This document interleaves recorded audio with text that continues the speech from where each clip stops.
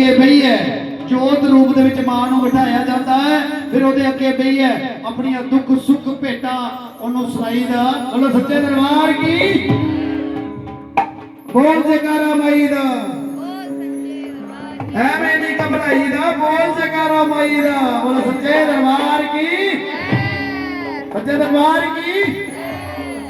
ਸ਼ਿਵਰਾਤਰੀ ਕਰੋ।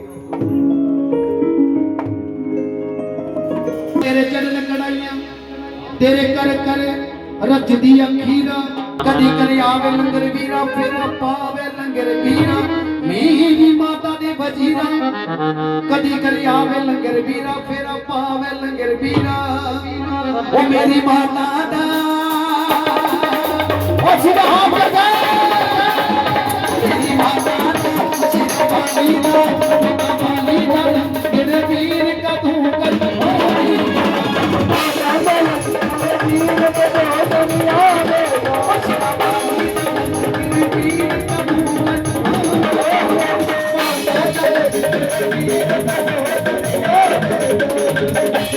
तू